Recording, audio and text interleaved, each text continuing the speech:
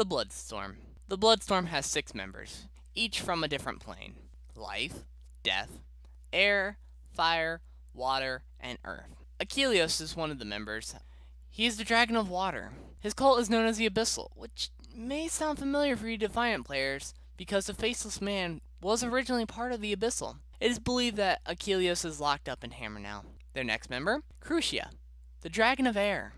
She is the leader of the Storm Legion, which is going to sound familiar because, well, the expansion's out for that. She has a special power, though, and it's worth mentioning because with her simply touching somebody, she can make them her mindless slave. Next is Greenscale, the Dragon of Life. His cult is known as the Althor, and it is believed that he is the reason why the High Elves no longer have this connection they used to have with the forest creatures.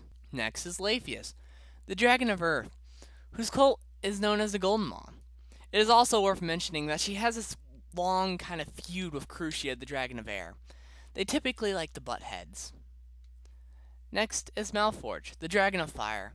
His cult is known as the Walton. The Walton is mainly dragonoid, and they seek to do one thing, that is to destroy all life on Talaria, so that it may sprout up again, so that they may burn it again in an endless cycle.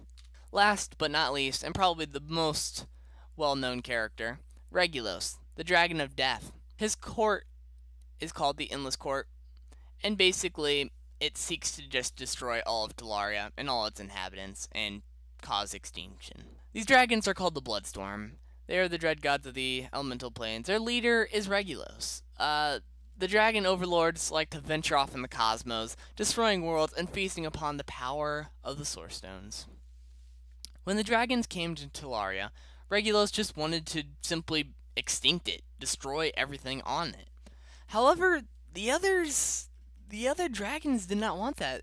They saw great power in Talaria. They saw potential. They wanted to rule it instead. So, this caused a lot of clashing and splintering to happen. And thus, the long war between them happened, the Bloodstorm Wars.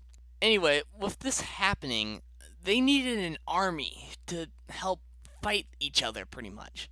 So, this is where the cults kind of arose and worship was made to the Dragon Lords.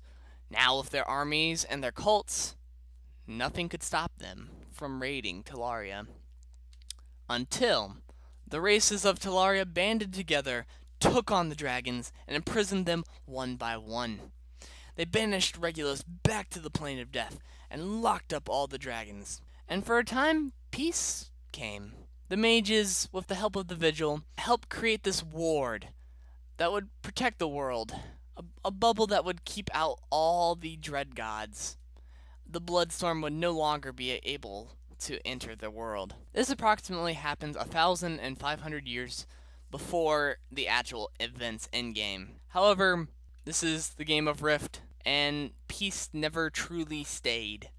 For soon, the ward that they used was then cracked, broken. The thing that kept Regulus from attacking man was then destroyed by a man named Adraxius Memphos. Adraxius Memphos was crowned king of the Misthonians after his father mysteriously passed.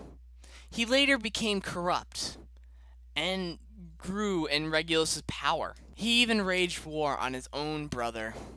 And then, at the Battle of Tender Fields, he began to open a death rift that would cause the corruption of all of Misthonia. This event would be known as the Shade, and Adraxian grew in power and fled to the north.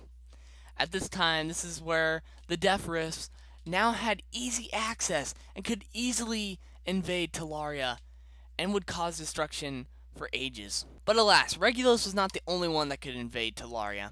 The other dragons found similar ways to sneak into the lands, and they found ways to eventually land in and attack. And this is the part where, in game, it happens. This is the part where you guys jump in. This is the part where the game actually begins. I thank you guys for watching. Also, please be sure to like or subscribe to this channel if you would like more Rift lore. Also, in the comments, please tell me what you guys think below. Tell me of anything I missed, or anything that you have a question about, and I will be glad to answer. Also, keep in watch for other episodes of Rift Lore in the near future. I thank you guys for watching, and I'll see you guys next time.